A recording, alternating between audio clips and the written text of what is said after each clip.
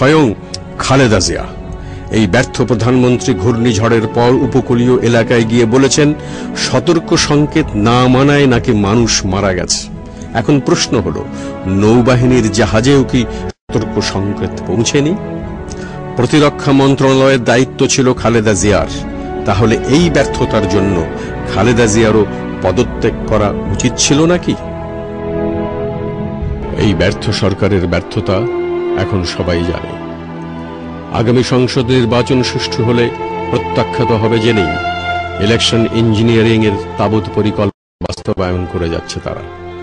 হাইকোর্টের নির্দেশ থাকা সত্ত্বেও নতুন ভোটার লিস্ট তৈরির নামে করেছে তাদের দলীয় ও ভুয়া ভোটার লিস্ট।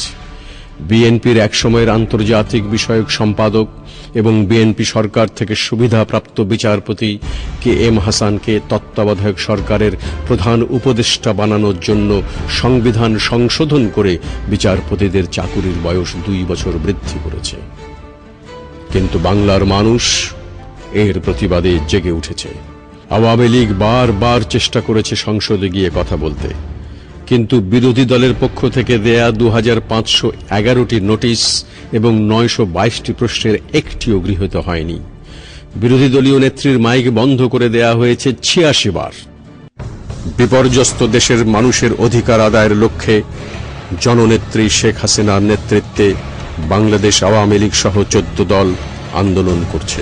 আগামী জাতীয় সংসদ নির্বাচন যাতে সুষ্ঠু হয় সেই লক্ষ্যে তত্ত্বাবধায়ক সরকার পদ্ধতি এবং নির্বাচন কমিশন সংস্কারের দাবি করে আসছে 14 দল।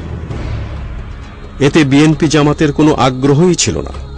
দীর্ঘদিন পরে তারা আলোচনায় বসলেও তদানীন্তন প্রধানমন্ত্রী খালেদা জিয়া আলোচনার মাধ্যমে সমঝোতার বিরুদ্ধেই বলে গেছেন একের পর এক জনসভায়। এদেশের মানুষ কখনো অন্যায় মাথা পেতে নেয়নি।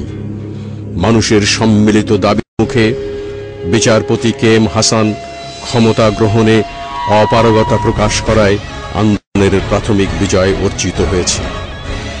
চূড়ান্ত বিজয়ের লক্ষ্যে আজ জেগে উঠেছে মানুষ।